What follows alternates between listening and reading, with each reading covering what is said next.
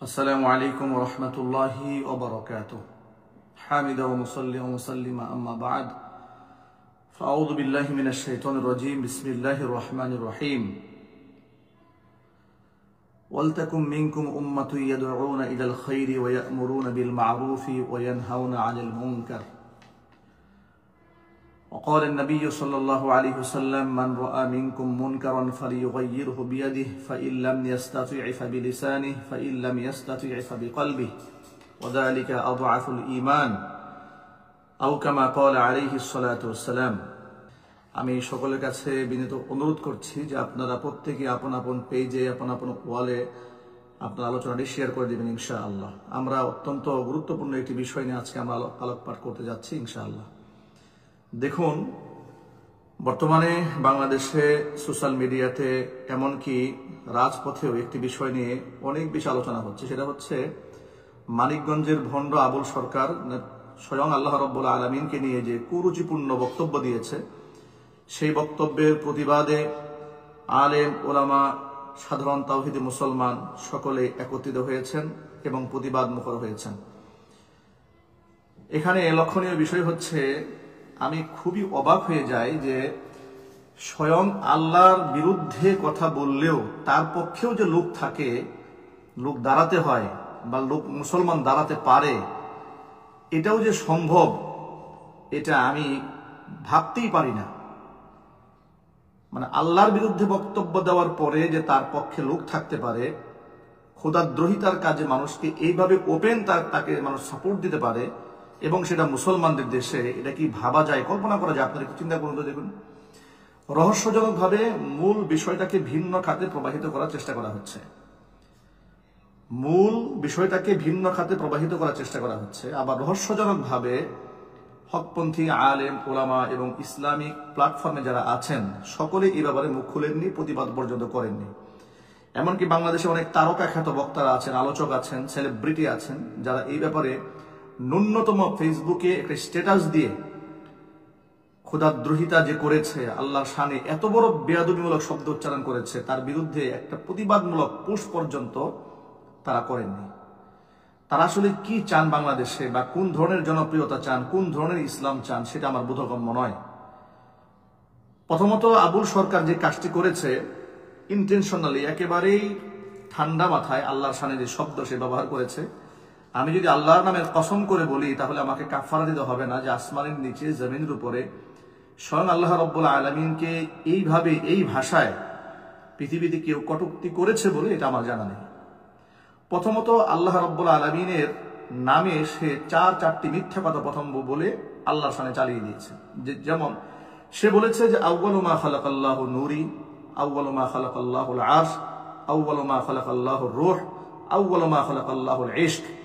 এই চারটি শব্দ সে বলেছে যে আল্লাহ তাআলা প্রথমে ইশক তৈরি করেছেন। এক বর্ণনায় আছে, কোথাও নাকি আল্লাহ পাক বলেছেন যে আল্লাহ পাক ইশক তৈরি করেছেন আগে। আবার নাকি আল্লাহ পাক বলেছেন আল্লাহ পাক আরশ তৈরি করেছেন আগে। আবার নাকি আল্লাহ তাআলা বলেছেন যে কোথায় রূহ তৈরি করেছেন আগে। আল্লাহ তাআলা নাকি বলেছেন ইশক তৈরি করেছেন আগে। এভাবে চারটা কথা আল্লাহর নামে সে বলে, আবার তিনি বলছেন যে এক মুখে যে একাধিক কথা বলে, ওটা কি মুখ না অন্য কিছু? নাউজুবিল্লাহ। ওই শব্দটা, ওয়ার্ডটা আমি আর মুখে উচ্চারণ করলাম না। এখন আপনি চিন্তা করেন, প্রথমত মূল বিষয়টা হচ্ছে এই যে আউয়ালু মা খালাকাল্লাহুল ইশক, আউয়ালু মা খালাকাল্লাহুর রূহ, আউয়ালু মা খালাকাল্লাহুল আরশ, বা আউয়ালু মা খালাকাল্লাহুর রূহ ইত্যাদি বা নূর, এই সমস্ত কথাগুলো একটিও আল্লাহ পাকের কথা নয়। এক।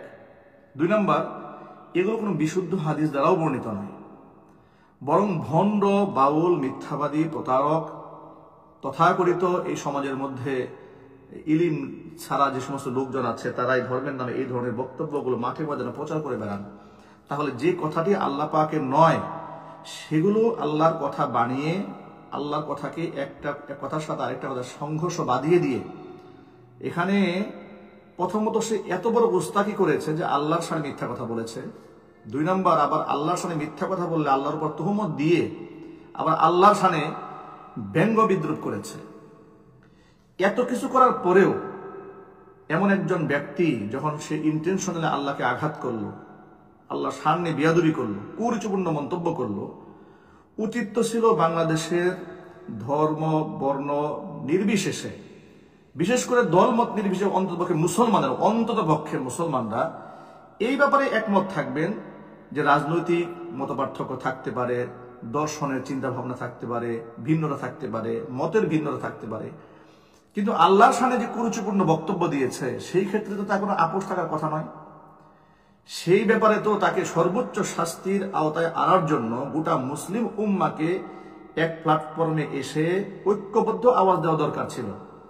এখানে কি বলেন আপনি বিএনপি, কি বলেন জামাত, কি বলেন এনসিপি, কি বলেন জাতীয় পার্টি, কি বলেন আওয়ামী লীগ, কি বলেন বাংলাদেশের খেলাফত মজলিস, খেলাফত আন্দোলন, জমিয়ত, এক কথায় বাংলাদেশের রাজনৈতিক অরাজনৈতিক সকল শ্রেণী পেশার মুসলমানরা তো অন্ততপক্ষে এই বাক্যের মধ্যে ঐক্যমত্য হওয়া দরকার ছিল যে আল্লাহর শানে যে কুরুচিপূর্ণ বক্তব্য এই আবুল সরকার নামক কুলাঙ্গারটি দিয়েছে তার শাস্তি নিশ্চিত করতে হবে। তার বিরুদ্ধে মামলা হয়েছে, তাকে জেলে পাঠানো হয়েছে এবং সে যেন সর্বোচ্চ শাস্তিটা পায় সেজন্য তার বিরুদ্ধে মানিকগঞ্জের আলেম ওলামারা মানববন্ধন করেছেন, শান্তিপ্রিয় কাজ করেছেন। প্রতিবাদ মুখর মিছিলের মধ্যে সেখানেও তারা পাল্টা প্রোগ্রাম দিয়ে উত্তেজনা কারা তৈরি করল? পাল্টা প্রোগ্রাম দিয়ে তো উত্তেজনা মাজার এই বাউলপন্থীরা তৈরি করেছে। সেখানে যে উত্তেজনা হয়েছে মানিকগঞ্জে, যে সংঘর্ষটা বাঁধলো, সংঘর্ষটা কেন বাঁধলো? আর আমার প্রশ্ন হচ্ছে, সব ব্যাপারে কি দ্বিমত পোষণ করতে হবে? আল্লাহকে গালি দিবে তার পক্ষেও কি আমাকে দাঁড়িয়ে যেতে হবে? প্রথম প্রশ্ন হচ্ছে সে আল্লাহকে গালি দিয়েছে কিনা, আলোচনার পয়েন্ট এখানে রাখতে হবে। ওই বাউল পন্থা, সুন্নি পন্থা, ওয়াহাবি পন্থা, কওমি পন্থা, মাযহাবি পন্থা, লাম মাযহাবি পন্থা, এখানে কোনো পন্থা চলবে না।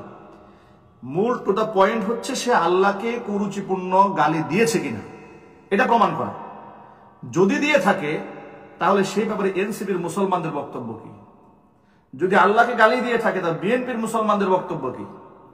যদি আল্লাহকে খারাপ ভাষায় সে গালি দিয়ে থাকে তাহলে সেখানে জাতীয় পার্টির মুসলমানদের বক্তব্য কি? যদি আল্লাহকে সে গালি দিয়ে থাকে, সাধারণ মুসলমান যারা অরাজনৈতিক, আল্লাহকে গালি সে দিয়েছে, এখন সেই ব্যক্তির ব্যাপারে সমস্ত মানুষের বাক্য তো একটাই হতে হবে যে প্রয়োজনে আইনকে সংশোধন করে তার সর্বোচ্চ শাস্তি মৃত্যুদণ্ড করা উচিত। বাউল বৈধ না বৈধ, বাউল গান কতটুকুন হালাল কতটুকুন হারাম, তারা কি বলে না বলে, সেই বাউল মতদর্শনই আমাদের আজকে এখানে আলোচনা বিষয় নয়, সেটা একটা ভিন্ন আলোচনার বিষয়।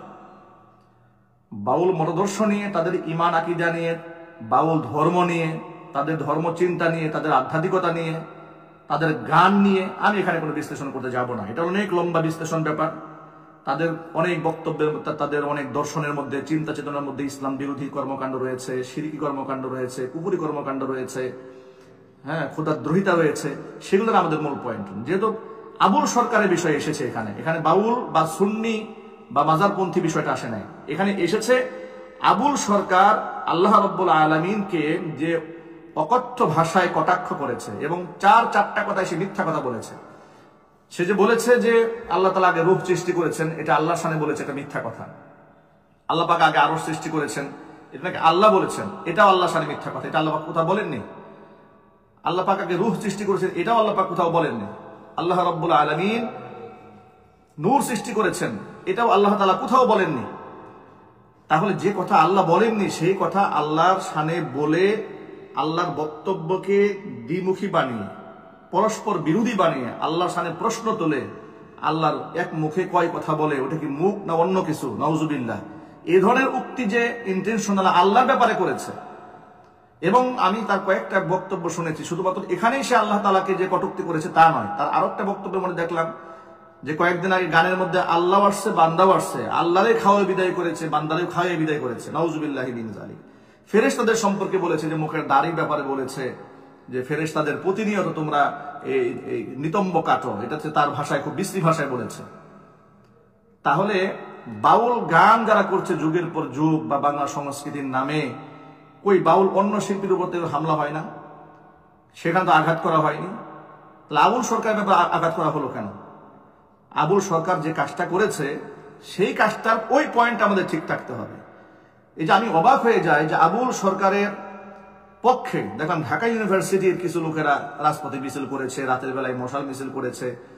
ফরহাদ মাজহার নামক একজন মুরব্বী মানুষ, যাদেরকে মোটামুটি এই দেশের মানুষ রাজনৈতিক অঙ্গনে ও রাজনৈতিক অনেকেই সম্মান করেন, আমি ব্যক্তিগতভাবে সম্মান করি, সেটা আমার ভিন্ন ব্যাপার, অনেকেই সম্মান করেন। এই মুরব্বী মানুষ বলতেছেন যে এটা নাকি বাক স্বাধীনতা, এটা নাকি ভিন্ন মত। তা আল্লাহকে গালি দেওয়া কি ভিন্ন মত? ধর্ম অবমাননা করা এটা কি ভিন্ন মত? এটা কি ভিন্ন মত বলা যায়? আবার এই বিষয়টাকে রাজনৈতিকভাবে বিশ্লেষণ করার জন্য দেখলাম মরিয়া হয়ে উঠেছে এনসিপি। দেখলাম যে তার নিঃশর্ত মুক্তি চেয়েছে, তাদের উপর যারা হামলা করে তাদের শাস্তি দাবি করেছে। এরপরে এনসিপির আমি অবাক হয়ে গেলাম, নবগঠিত একটি রাজনৈতিক দল, যার এখনো শেকড় ভালো করে গজায়নি বাংলাদেশে, যারা মাত্র সবেমাত্র রাজনীতি শুরু করেছে, রাজনীতির শুরুতে প্রথম ছকে এসেই আপনি রাম এবং বামের খপ্পরে পড়ে গেলেন। আপনি এই দেশে মানুষের মাইন্ডেড নিয়ে রাজনীতি করতে পারবেন? আওয়ামী লীগ থেকে শিক্ষা গ্রহণ করতে পারেন না? রাম বাম নাস্তিক বেঈমানদেরকে মাথায় তুলে আওয়ামী লীগ রাজনীতি করে সে আওয়ামী লীগ আজকে কোথায় গিয়ে দাঁড়িয়েছে? আপনারা তাদেরকে খুশি করার জন্য রাজনীতি করতে চান এনসিপির লোকেরা। আবার দেখলাম যে এনসিপির কোনো এক ভাই নাকি এই বাউলের বিরুদ্ধে পোস্ট করাতে তাকে এনসিপি থেকে বরখাস্ত করা হয়েছে। আমি অবাক হয়ে গেলাম, তাকে তো পুরস্কৃত করা দরকার ছিল, যে সে আল্লাহর পক্ষে অবস্থান নিয়েছে, আল্লাহর সম্মানের পক্ষে অবস্থান নিয়েছে। আমি কিছু কিছু রাজনৈতিক দলের নেতাকর্মীদের আস্ফালন দেখে আরো অবাক হয়ে যায়, যে নিজের দলের নেতার বিরুদ্ধে কেউ কথা বললে একেবারে ঝাঁপিয়ে পড়ে, ফেসবুক, অনলাইন, সোশ্যাল মিডিয়া, থানায় গিয়ে জিডি করেন, হাইকোর্টে গিয়ে রিট করেন। নেতার বিরুদ্ধে করলে তখন বাক স্বাধীনতার কথা মনে থাকে না, তখন কি আপনি দৌড়ে গিয়ে হাইকোর্টে গিয়ে রিট করেন। আল্লাহর সামনে কথা বলা হয়েছে, আপনি এখন বাক স্বাধীনতা খুঁজেন এখানে। ইসলাম মানুষকে বাক স্বাধীনতা দিয়েছে, কিন্তু বাক স্বেচ্ছাচারিতা দেয়নি। আর পৃথিবীর কোন রাষ্ট্র, কোন আদর্শ, কোন দর্শন মানুষকে বাক স্বেচ্ছাচারিতা দেয়নি। বাক স্বাধীনতা আছে, কিন্তু আপনি তো বাক স্বেচ্ছাচারিতা করতে পারেন না।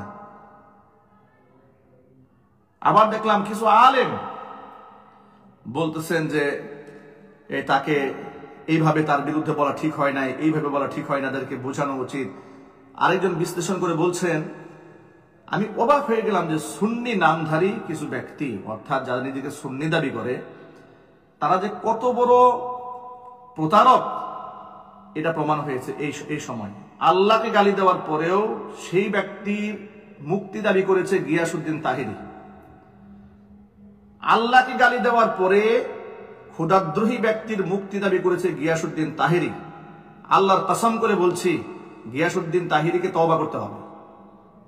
এই ভণ্ড প্রতারক গিয়াসউদ্দিন তাহিরিকে বয়কট করতে হবে, তাকে তওবা করতে হবে। কেন তওবা করতে হবে? কারণ সে আল্লাহকে যে গালি দিয়েছে তার মুক্তি চেয়েছে। বরং সে যদি সুন্নি হয়ে থাকতো, আল্লাহ যদি ন্যূনতম ভয় তার কলিজার মধ্যে থেকে থাকতো, তাহলে সে লাইভে এসে তার সর্বোচ্চ শাস্তি কামনা করত। যেখানে অনন্য মামুন একজন সিনেমার পরিচালক, তিনি পর্যন্ত দেখলাম ফেসবুকে স্ট্যাটাস দিয়েছেন যে তাকে শুধুমাত্র একজন বাউল শিল্পী হিসেবে তাকে ছাড় দেওয়া যাবে না, কারণ তার যে ভাষাগুলো আমি শুনেছি এতটা জঘন্য ছিল আল্লাহর ব্যাপারে, তার শাস্তি হওয়া উচিত। সিনেমার একজন পরিচালক হয়ে যে সত্যতা উপলব্ধি করতে পেরেছে, সুন্নি ঘরানার একজন আলোচিত তথাকথিত আল্লামা হয়ে এতটুকু উপলব্ধি আপনার হয় নাই। আলাউদ্দিন জিহাদি গতকাল লাইভ করেছে এই বাউলদের পক্ষে। বাউলদের জন্য এত পীড়িত উঠলো, আল্লাহ যেন মহব্বত জাগ্রত হলো না? কেন মানববন্ধন করতে পারলেন না? কেন বক্তব্য দিতে পারলেন না যে আল্লাহ রাব্বুল আলামিনকে এত বড় গালি যে দিয়েছে, এত বড় জঘন্য কথা যে বলেছে, তার সর্বোচ্চ শাস্তি হওয়া উচিত, তার ফাঁসি হওয়া উচিত। ইসলামের বিধিবিধান কি, আহকামাত কি? আবার আয়াত তেলাওয়াত করে লা ইকরাহা ফিদ্দীন, ধর্মের মধ্যে জবরদস্তি নাই। এই আয়াতটা কোন সালে নাযিল হয়েছে? আয়াতের অর্থ কি? লা ইকরাহা ফিদ্দীনের তরজমা কি?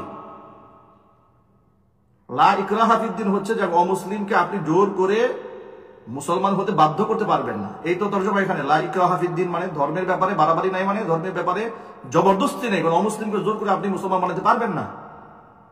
কিন্তু মুসলমান হওয়ার পরে সে ক্ষুধাদ্রোহিতা করবে, আল্লাহকে গালি দিবে, এটাও ভিন্ন মত, এটাও ভিন্ন পথ। এই মতকে আমাকে সেলিউট করতে হবে, সম্মান দিতে হবে।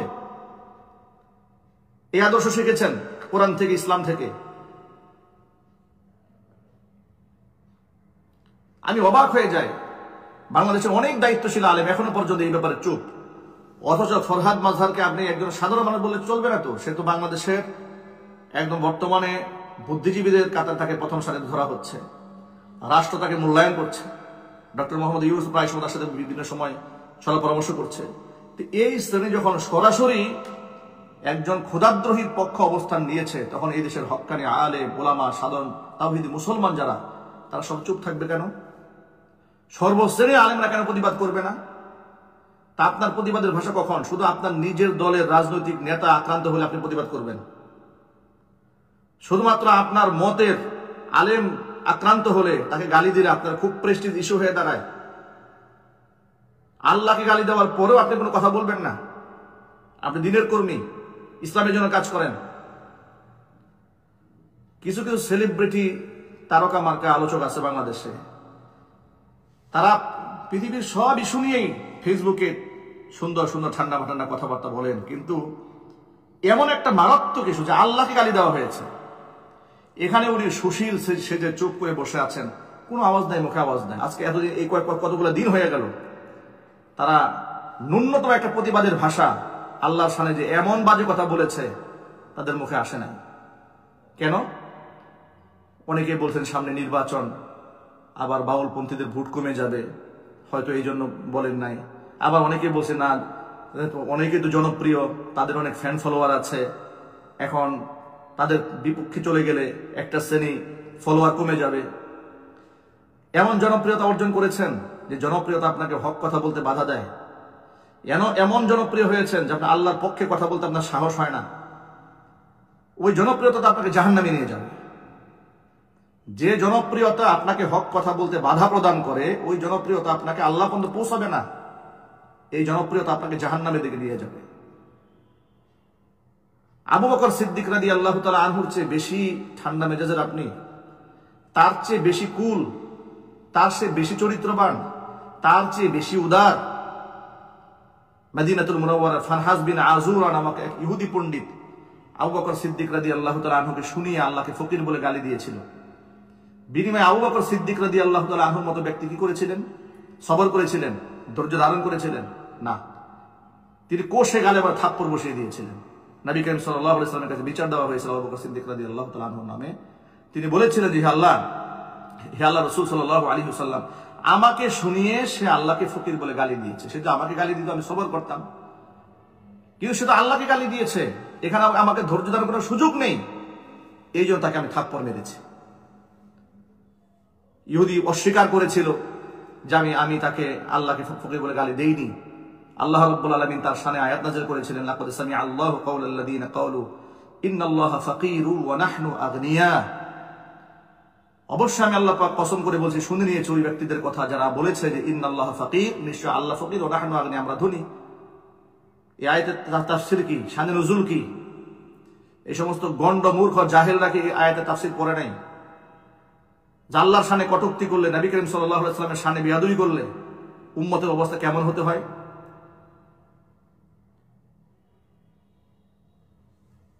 নবী করিম সাল্লাল্লাহু আলাইহি ওয়াসাল্লামের একজন সাহাবী তার নিজের দাসীকে হত্যা করেছিল।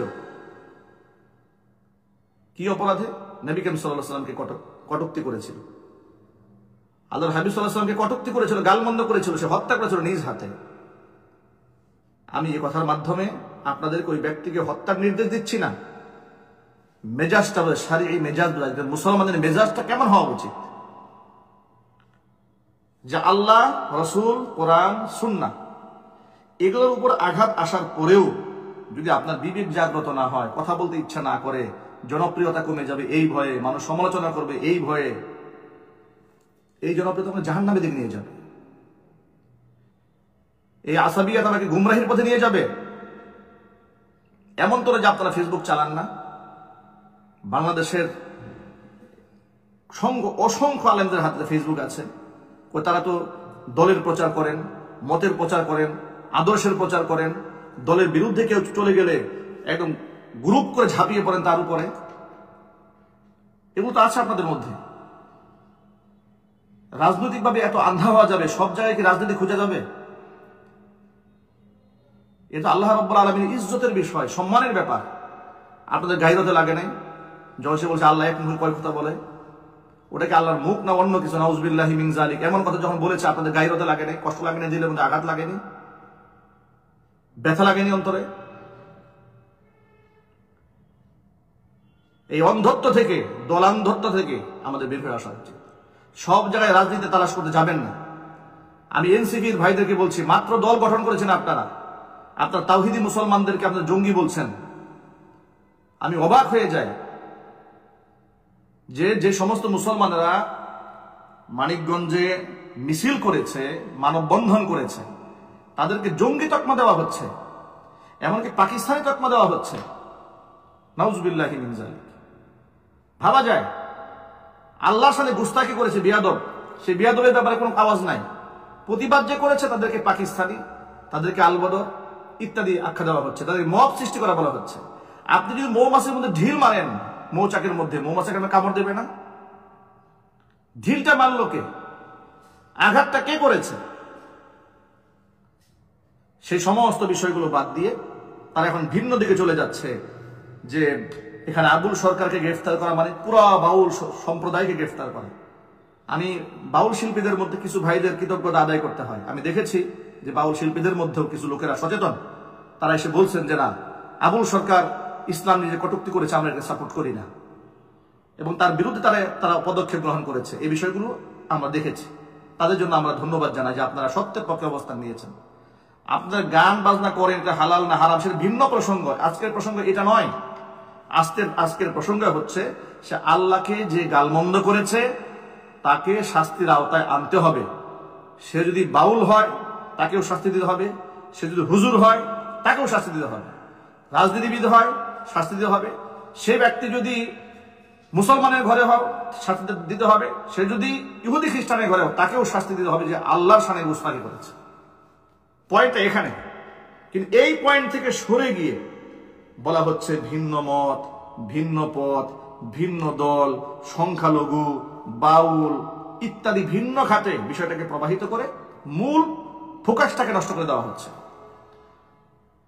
ধর্মীয় সম্প্রীতি নষ্ট করার জন্য তো এখানে বাউল শিল্পী কাজ করেছে, তাওহীদ মুসলমান তো কাজ করেনি। বাউল শিল্পী তারা তো উস্কানি দিয়েছে, উস্কানিমূলক বক্তব্য কারা দিয়েছে? এই বাউল শিল্পী দিয়েছে। প্রতিনিয়ত ফেরেশতা সম্পর্কে বাজে কথা, আল্লাহ সম্পর্কে বাজে কথা। আরেকজন দেখলাম বাউল শিল্পী হযরত আদম আলাইহিস সালাতু ওয়াস সালামের ব্যাপারে এমন এক কটূক্তি করেছে, নাউজুবিল্লাহি মিন যালিক, এর মুখে উচ্চারণ করা সম্ভব নয়। অবলীলা এগুলো বলে যাবেন, আর এগুলো চুপচাপ সহ্য করার নাম কি আপনার শান্তিপ্রিয়তা? এটার নাম শান্তি কামনা?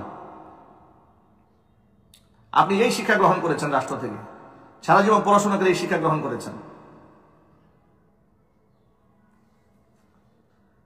আমি সকল বিএনপির মুসলিম রাজনীতিবিদদেরকে বলবো, বিএনপি যারা করছে বাংলাদেশের সর্বোচ্চ বর্তমানে সবচেয়ে বড় রাজনৈতিক দল, আপনাদের দলের মধ্যে হিন্দু আছে, বৌদ্ধ আছে, খ্রিস্টান আছে, মুসলমান আছে। সকল মুসলিম রাজনীতিবিদ বিএনপির একদম প্রথম সারির জনাব তারেক রহমান থেকে শুরু করে একেবারে নিম্ন শ্রেণীর একেবারে তৃণমূল পর্যন্ত যে নেতাকর্মী সমর্থক রয়েছেন, আমরা বলবো এই ব্যাপারে আপোষহীন অবস্থান গ্রহণ করতে হবে। যে আল্লাহকে গালি দিয়েছে তার শাস্তি নিশ্চিত করতে হবে। বাস পয়েন্টটা এখানে, এর থেকে আর বাহিরে পয়েন্ট যাওয়ার সুযোগ নেই। প্রয়োজন আইনকে সংশোধন করে হলেও আবুল সরকারকে সর্বোচ্চ শাস্তির আওতায় এনে এমন একটা দৃষ্টান্ত কায়েম করতে হবে যাতে করে পরবর্তীতে স্বয়ং আল্লাহ রাব্বুল আলামিনের শানে এমন বেয়াদবিমূলক শব্দ কেউ বলতে সাহস না পায়। এটা বলা উচিত। জামাতের যে সমস্ত রাজনীতিবিদ ভাইরা আছেন, আগামীতে নির্বাচন, সামনে নির্বাচন আসতেছে, সুতরাং এখন একটু কৌশল অবলম্বন করতে হবে। অথবা ইসলামী আন্দোলন যারা করেন তারা মনে মনে ভাবছেন সামনে নির্বাচন, পরিস্থিতি ঘোলাটে করা যাবে না, উত্তপ্ত করা যাবে না, দর্শক কিছু কমে যাবে। আর আল্লাহর কসম আপনাদের নিয়তের উপর হামলা করি না, আমি বলব এই চিন্তা যদি শয়তান মাথার মধ্যে দিয়ে থাকে এটা ঝেড়ে ফেলেন। আপনি আল্লাহর জন্য হয়ে যান, ওটা বাংলাদেশের তাওহীদি মুসলমান আপনাদের হবে। আপনারা আল্লাহর সামনে সেন্সিটিভ ইস্যুতে চুপ থাকবেন রাজনৈতিক স্বার্থে, তখন লোকেরা সিদ্ধান্ত নেবে আপনাদের ব্যাপারে, আপনাদের ব্যাপারটা বুঝে ফেলবে লোকেরা যে তারা আসলে আল্লাহর জন্য কিছু করে না। যদি আল্লাহর জন্য করেন তাহলে আল্লাহর সামনে বেয়াদবি করেছে তার বিবৃতি প্রদান করেন। আপনাদের দলীয় পেট থেকে আজকে দেখেছি হেফাজত ইসলাম বাংলাদেশের পক্ষ থেকে পেটের মধ্যে বিবৃতি এসেছে আবুল সরকারের সর্বোচ্চ শাস্তির দাবিতে ইসলামী আন্দোলনের পক্ষ থেকে দেওয়া হোক, এটা আমরা চাচ্ছি। জামাত ইসলামের পক্ষ থেকে চাচ্ছি। আল্লাহর শানে কুরুচিপূর্ণ বক্তব্য দিয়েছে, তার সর্বোচ্চ শাস্তি রাষ্ট্রীয় আইনে যেটা বর্তমানে আছে প্রয়োজনে সংশোধন করে হলেও নিশ্চিত করতে হবে। জমিয়তের পক্ষ থেকে দাবি তুলতে হবে, খেলাফত মজলিসের পক্ষ থেকে তুলতে হবে, খেলাফত আন্দোলনের পক্ষ থেকে তুলতে হবে। এক কথায় বাংলাদেশে যত প্রকারের মুসলমান আছে সর্বশ্রেণীর মুসলমানেরা আল্লাহর শান মানের ব্যাপারে ঐক্যমত্য পোষণ করে আল্লাহকে নিয়ে কটূক্তি করেছে, তার শাস্তির ব্যাপারে এক শব্দে কথা বলতে হবে যে তার সর্বোচ্চ শাস্তি নিশ্চিত করতে হবে। তবে এখানে একটা কথা বলি, এক আবুল সরকারকে ঘিরে নিরীহ বাউলদের উপর যদি কেউ হামলা করে, আমার তো মনে হয় কোনো দায়িত্বশীল কোনো তাওহীদি মুসলমান নিরীহ কোনো বাউলের উপর হামলা করতে পারে না। বলে যে মানিকগঞ্জে ধাওয়া পাল্টা দেওয়া হয়েছে, সেখানে উভয় পক্ষ কর্মসূচি দিয়েছে, যেখানে আলেম ওলামাদের পূর্ব ঘোষিত কর্মসূচি দেওয়ার পরে বাউল ভক্তরা একই দিনে 11টা বাজে কর্মসূচি দিয়েছে। কর্মসূচি দেওয়ার পরে বাক বিতণ্ডা জড়িয়েছে, একে অপরের সাথে ধাওয়া পাল্টা দেওয়া হয়েছে। সে পরিস্থিতি উত্তপ্ত তারা তৈরি করেছে, সেখানে ভিন্ন জিনিস ধাওয়া পাল্টা দেওয়া হয়েছে। কিন্তু কোন তাওহীদি মুসলমান নিজের পক্ষ থেকে উদ্গ্রীব হয়ে শান্তিপ্রিয় কোনো ব্যক্তির উপরে হামলা করেছে, এটা আমি বিশ্বাস করতে পারি না, এটা হতেই পারে না। আমি সকল আলেম ওলামাদেরকে আহ্বান জানাচ্ছি যে আপনারা ঐক্যবদ্ধভাবে এই বিষয়টিকে আপনারা দেখুন, প্রতিবাদ করুন, তার শাস্তিকে আপনারা নিশ্চিত করুন। রাষ্ট্রের দায়িত্বশীলদেরকে আমরা বলবো, স্বয়ং আল্লাহ রাব্বুল আলামিনের শানে যে বেয়াদবিপূর্ণ বক্তব্য সে দিয়েছে, কোন রাজনীতিবিদ আপনাকে কে প্রেসার ক্রিয়েট করেছে, কোন সংস্থা থেকে রাষ্ট্রকে চাপ দেওয়া হলো, সেটা না দেখে সবার আগে আপনি আল্লাহ রাব্বুল আলামিনের সম্মানটাকে রক্ষা করুন, যাতে করে আগামী ভবিষ্যতে কেউ এই ধরনের কোন প্রকারের কথা স্বয়ং আল্লাহ রাব্বুল আলামিনের শানে বলতে সাহস না পায়।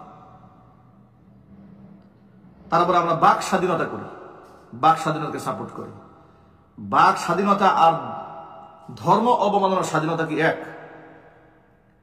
আপনাকে ধর্ম অবমাননার স্বাধীনতা কেউ দিয়েছে? আল্লাহর শানে গুস্তাখি করার স্বাধীনতা কেউ আপনাকে দিয়েছে?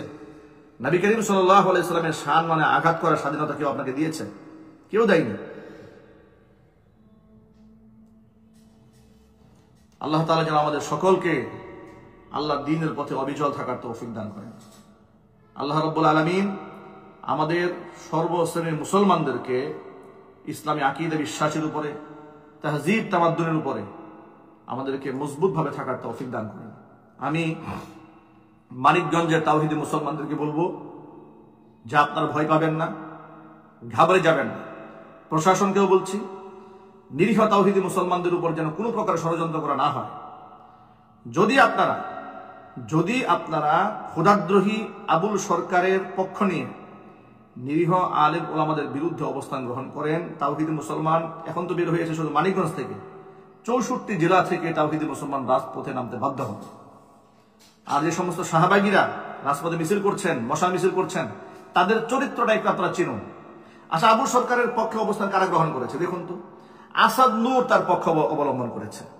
আসাদ নূরকে গোটা ওয়ার্ল্ড ওয়াইড বিখ্যাত কুখ্যাত একজন নাস্তিক, আল্লাহ রাব্বুল আলামিনের শানে কোরআন সুন্নাহর ব্যাপারে প্রতিনিয়ত বিশুদ্ধার করেই চলছে সেই ব্যক্তি এই আবুল সরকারের পক্ষ অবলম্বন করেছে। এরপরে শাহবাগের যে সমস্ত দুর্গন্ধময় মানুষগুলো আবুল সরকারের পক্ষ অবলম্বন করেছে, তাদের একটু পিছনের জীবনের ব্যাকগ্রাউন্ডটা একটু তালাশ করে দেখুন তো, ইতিহাস ঘাটুন। আওয়ামী জাহিলিয়াতের সময়ে, আওয়ামী লীগের আমলে এরাই আওয়ামী লীগকে সবসময় বিভ্রান্ত করত, এরাই আলেম ওলামাদের বিরুদ্ধে আওয়ামী লীগকে দাঁড় করিয়ে রেখেছিল। সুতরাং তাদের আস্ফালনে এদের সংখ্যায় বাংলাদেশে 2%ও নাই, এরা বাংলাদেশে 2%ও নাই এর সংখ্যায় বাংলাদেশে। এদেরকে দেখে আপনার ঘাবড়ানোর কোনো কারণ নাই। ওই 2-4-5 জনে মশাল মিছিল করলো, এটা দেখে রাষ্ট্রের ঘাবড়ানোর কোনো প্রয়োজন নেই।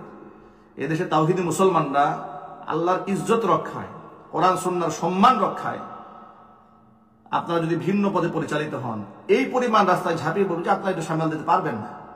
সুতরাং রাজনৈতিক মতাদর্শ ভিন্ন হওয়া সত্ত্বেও আমি সকল রাজনীতিবিদদের প্রতি অত্যন্ত সম্মান রেখে বলছি যে আপনারা আল্লাহর শানের ক্ষেত্রে কাউকে ছাড় দেবেন না। আমি ভিপি নূরের দলের রাশেদ ভাই কিছুক্ষণ আগে তার বক্তব্য শুনলাম, তিনি বলছেন যে আবুল সরকারের মুক্তি চাওয়া তো দূরে করে, তার সর্বোচ্চ শাস্তি কামনা করছি আমি। আল্লাহর সানে যে গুস্তাখি সে করেছে, আমি তার শাস্তি কামনা করছি। এভাবে স্পষ্ট মুসলমান রাজনীতিবিদদের এরকম স্পষ্টবাদী হওয়া উচিত এবং তাদের মানহাজ ক্লিয়ার থাকা উচিত। আমি তার জন্য দোয়া করি, আল্লাহ রাব্বুল আলামিন যেন তার ঈমানী শক্তিকে আরো বৃদ্ধি করে দেন। এমনকি সাথে সাথে আলেম ওলামা যারা আছেন তাদেরকে নির্বিঘ্নে এই বাউলরা ইসলামে যে কি পরিমাণ ক্ষতি করছে এবং তারা গানের মধ্যে কি ধরনের কুরুচিপূর্ণ বক্তব্য কোরআন সম্পর্কে, সুন্নাহ সম্পর্কে, নবী রাসূল সম্পর্কে, শরীয়তের বিধিবিধান সম্পর্কে, আহকামাত সম্পর্কে কি বলছে তারা, এগুলো এই ব্যাপারে মানুষকে সতর্ক করবে সবসময়, যাতে করে মানুষ এই ফেরকা থেকে, এই বাউল ধর্মের অনুসারীদের জঘন্যতম অপপ্রচার, এগুলো থেকে যেন মানুষ মুক্তি লাভ করতে পারে। হক্কানি আলেমদের দায়িত্ব তো এটাই। নবী করিম সাল্লাল্লাহু আলাইহি ওয়াসাল্লাম বলেছেন, ইয়াহমিলু হাদাল ইলমা মিন কুল্লি খালাফিন উদুলু ইয়ানফুনা আনহু তাহরিফাল গালিন ওয়া ইনতিহালাল মুবতিলিন ওয়া তা'ওয়িলাল জাহিলিন। যে প্রত্যেক যুগে যুগে আল্লাহ তাআলা একদল ইনসাফগার আলেম এই পৃথিবীতে রাখবেন। ইয়ানফুনা আনহু তাহরিফাল গালিন, এই ইলমকে যারা রক্ষা করবে সীমা লঙ্ঘনকারীদের সীমা লঙ্ঘন থেকে, ওয়া ইনতিহালাল মুবতিলিন, বাতিলপন্থী মিথ্যাবাদীদের মিথ্যা সংযোজন থেকে, ওয়া তা'ওয়িলাল জাহিলিন, মূর্খদের অপব্যাখ্যা থেকে, যারা এই ইলমের আমানতকে রক্ষা করবে। এটা আলেমদের দায়িত্ব। এটা দায়িত্ব আল্লাহর পক্ষ থেকে আলেমদেরকে দেওয়া হয়েছে।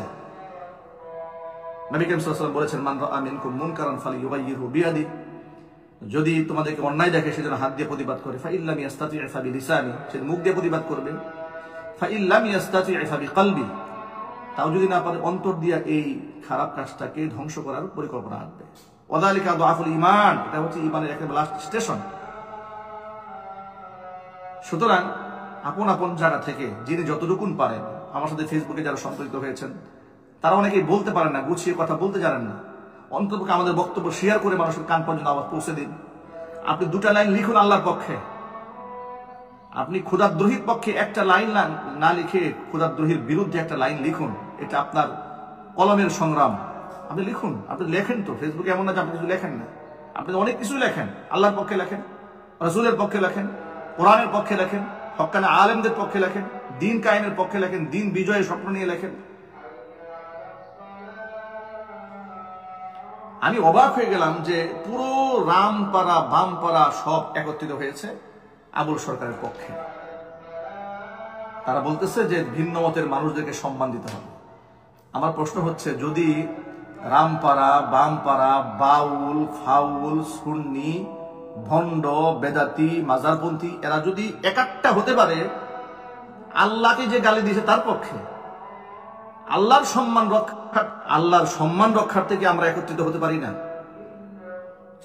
এত ভয় আমাদের অন্তরে, এত শঙ্কা যে আল্লাহর পক্ষে কথা বলতে ভয় লাগে, যে বড় বড় রাজনীতিবিদেরা তাদের পক্ষে চলে গেছে, বড় বড় বুদ্ধিজীবীরা আবুল সরকারের পক্ষ নিয়েছে। সুতরাং বড় বড় বুদ্ধিজীবী নাস্তিক বেঈমানগুলো তার পক্ষে চলে গেছে। এখন যদি আমি আল্লাহর পক্ষে কথা বলি তাহলে আমার কি হবে? এরকম ভয় হচ্ছে? নিজের ঈমানকে প্রশ্ন করেন। এরকম ভয় হচ্ছে যে এদের পক্ষে বড় বড় বুদ্ধিজীবী চলে গেছে? তামাম পৃথিবীর সব মানুষ যদি আল্লাহর বিরুদ্ধে কথা বলে, আপনি একজন ইমানদার হিসেবে আপনার ইমানের শক্তি এমন থাকা উচিত, সারা বিশ্বের সব মানুষ যদি আল্লাহর সম্মান নিয়ে সিনেমিন খেলে, আমি একাই তার বিরুদ্ধে লড়ে যাব। ইমানদারের ইমানি শক্তি গায়রত এমনই হওয়া উচিত। যে কত বড় বড় রাজনীতিবিদ চলে গেছে, কত বড় বড় প্রশাসন চলে গেছে, এগুলো দেখে তো ইমানদার ইমান যাচাই হবে না। আমি একাই লড়ে যাব ইমানের পক্ষে, এরকম মেজাজ থাকতে হবে। আমাদের ঐক্যবদ্ধ প্রচেষ্টার মাধ্যমে আমরা বাংলাদেশ থেকে শিরিক, বেদাত, কুফর, কুসংস্কার এবং ধর্মীয় অঙ্গনে যারা উন্মাদনা সৃষ্টি করতে চায় তাদের দাঁত ভাঙ্গা আমরা জবাব দিতে পারবো ইনশাআল্লাহ। জুলাই যোদ্ধা যারা আছেন তাদেরকে অত্যন্ত শ্রদ্ধার সাথে স্মরণ করে বলছি, মহব্বতের সাথে বলছি, প্রিয় বন্ধুগণ, এই জুলাই সংগ্রামটাকে ব্যর্থ করার জন্য আপনি একটু পিছন ফিরে তাকিয়ে দেখুন। যারা আজকে আবুল সরকারের পক্ষে অবস্থান নিয়েছে শাহবাগে, যারা আবুল সরকারের পক্ষে অবস্থান নিয়েছে ঢাকা ইউনিভার্সিটিতে, এই জুলাই যোদ্ধাদের মধ্যে তাদের অবদানটা কি ছিল? বা বিগত স্বৈরাচারের সময়ে এদের ভূমিকাটা কি ছিল। এই আবুল সরকারের পক্ষে দেখলাম যে বিএনপির অনেক লোকেরা স্ট্যাটাস দিচ্ছেন, যে কারণ সে যে গানের স্টেজটা করেছে, স্টেজে গান গেয়েছে, পিছনে অনেক বিএনপি নেতা কর্মীদের নাম আছে দেখা যাচ্ছে, এই জন্য বিএনপি লোকেরা একটু সাপোর্ট দিচ্ছেন। আপনারা কল্পনা করতে পারবেন না এদের রূপ কতগুলো। এরা আওয়ামী লীগের সময় সরাসরি আওয়ামী লীগের শেখ হাসিনার প্রশংসা করেছে, সরাসরি মমতাজের প্রশংসা করেছে, এগুলো অনলাইনে ভাইরাল আছে। আবার আপনারা যাবেন, আপনাদের কথা বলবেন, এবার চরিত্র এটাই সঙ্গে এরা আপনাদের পক্ষের লোক, এটা ভাবার কোনো কারণ নেই। ঠান্ডা মাথায় বুঝতে হবে, এদের অতীত দেখতে হবে যে কাদের হয়ে এরা কাজ করেছে। যে বামপাড়ায় যারা আজকে আস্ফালন দেখাচ্ছে, এরা স্বৈরাচারী আমলে এদের ভূমিকাটা কি ছিল একটু তালাশ করেন, তাহলেই বুঝতে পারবেন। তাহলে আপনারা উপলব্ধি করতে পারবেন যে আবুল সরকারের পক্ষে আসলে যারা অবস্থান গ্রহণ করেছে তারা কি এ রাষ্ট্রের বান্ধব কিনা। না, তারা রাষ্ট্রের বান্ধব না, বরং তারা ঘোলা পানিতে মাছ শিকার করার চেষ্টা করছে। যারা এই রাষ্ট্রকে বিতর্কিত করার চেষ্টা করছে, এই দেশের তাওহীদি মুসলমানদের বিরুদ্ধে বিরাট একটা জনগোষ্ঠীকে দাঁড় করে দেওয়ার প্রচেষ্টা তারা চালাচ্ছে। আমরা থেমে যাব, নিশ্চিত থেমে যাও, আমরা কোনো কথাবার্তা বলবো না। আমাদের তাওহীদি মুসলমানদের রাজপথে মিছিল করবে না। যদি এরা থেমে যায়, যদি এরা তওবা করে, এই বাউল নামক ফাউলরা যদি আল্লাহর সামনে বিয়াদবি করা বাদ দিয়ে দেয়, এদেশের মুসলমান শান্ত ছিল, শান্তই আছে। কিন্তু এরা যদি আস্ফালন চালিয়ে যায় এবং তাওহীদি মুসলমানদেরকে যদি জঙ্গি বলে ট্যাগ দেয়, গালমন্দ করে, প্রটেস্ট করতে চায়, তাহলে এদেশে তাওহীদি মুসলমানরা ঘরে বসে থাকবে না, বরং রুখে দেওয়ার জন্য এদেশে তাওহীদি মুসলমানরা সবসময় যেন প্রস্তুত, একথা মনে রাখতে হবে।